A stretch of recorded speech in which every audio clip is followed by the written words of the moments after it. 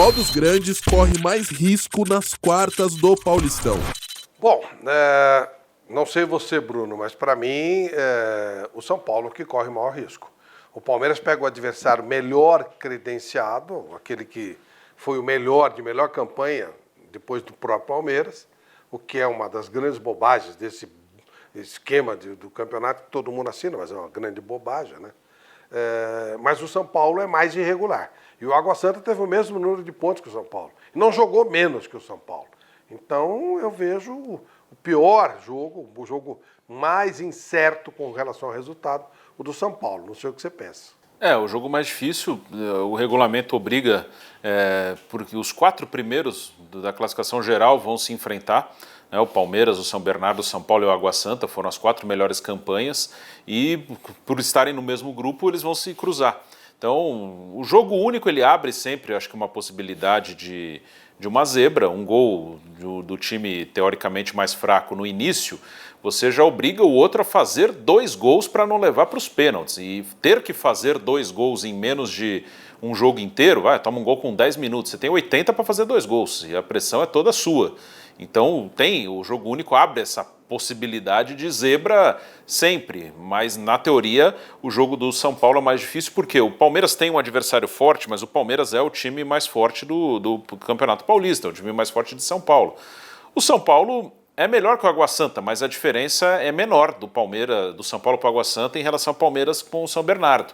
E o São Paulo não vai jogar no Morumbi, tem esse fator também, vai jogar no Allianz Parque. Né?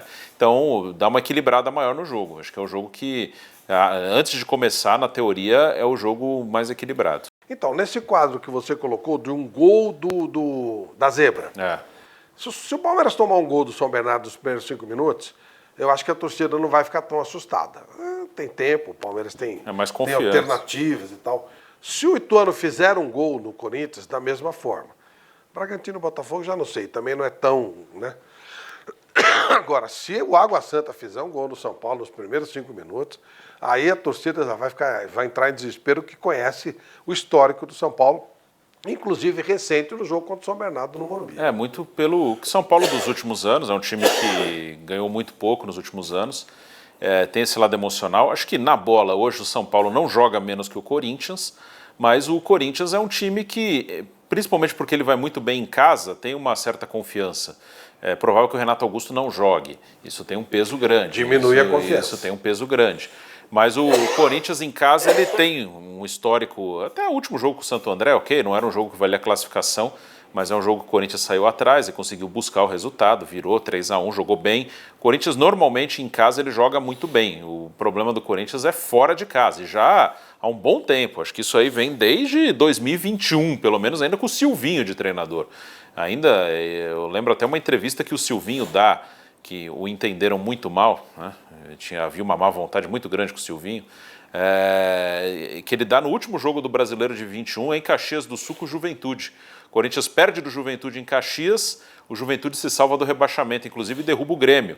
E ali perguntam sobre a questão de dentro e fora e ele explica a característica do time. Falou, nosso time é técnico, não é tão rápido, então em casa a gente tem a bola, consegue jogar melhor, quando precisa ter mais velocidade a gente tem dificuldade. Ele explicando uma explicação técnica e distorceram tudo que o cara falou. Mas desde 2021 tem esse problema, mas em casa o Corinthians tem essa confiança de que na arena ele vai vencer. O São Paulo é um bom mandante também, mas ele não estará no Morumbi, estará no Allianz Parque, num campo neutro, e o São Paulo nos últimos anos, ele ganha menos que o Corinthians. Se bem que o Corinthians não ganha um título desde 2019 também.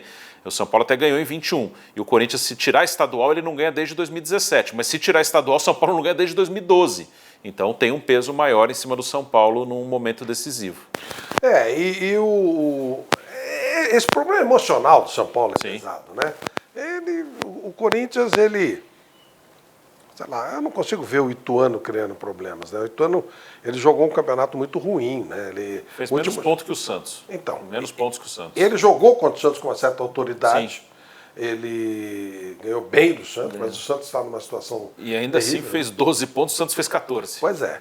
Mas ganhou com autoridade, terminou com autoridade, até surpreendeu negativamente, porque ele quase subiu para a Série A, né, no Campeonato Brasileiro, perdeu na última rodada. Mas pelo que mostrou, eu não acredito que o Corinthians, mesmo tomando um gol, vou dizer até mais, mesmo tomando 2, que o Corinthians não consiga virar, com a torcida, com a pressão e tal. Já o São Paulo fica... E o Palmeiras, eu já falei, se o Palmeiras perder o São Bernardo no primeiro jogo dessa fase, eu vou ficar completamente sem palpite. Eu não acho, por exemplo, que o São Bernardo, mesmo jogando fora de casa, ele ganhou do Corinthians fora de casa, né? Com o São Bernardo. Mas eu não acredito que numa decisão ele conseguisse repetir isso.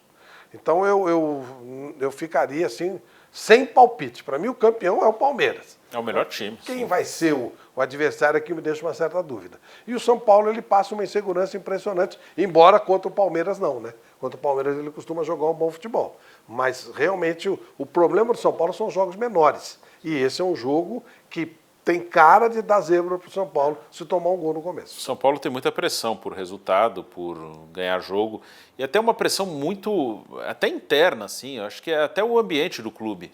Porque no estádio até a torcida do São Paulo tem comparecido, não pega muito no pé do time, vai normalmente depois que acaba o jogo, não é o cenário no Morumbi, nesse jogo nem vai ser Morumbi, mas vai estar cheio o Allianz Parque, não tem sido de uma torcida pegando no pé, até o contrário, mas há todo um ambiente interno, né? Quem chega, mesmo que esses jogadores não tenham participado desses últimos anos do São Paulo, que o São Paulo praticamente não ganhou nada, eles acabam, tem o peso, tem uma cobrança no clube, não é nem necessariamente o clima no estádio, no momento do jogo, que, como eu disse, não tem sido um clima contra o time, tem sido até tranquilo, mas no clube há uma cobrança. O São Paulo é um time grande que nos últimos anos ganhou muito pouco, então sempre há uma cobrança quando tem um jogo eliminatório, um jogo decisivo. E contra um adversário que é absolutamente franco atirador. Sim, e que fez um bom campeonato. Aguardemos, né?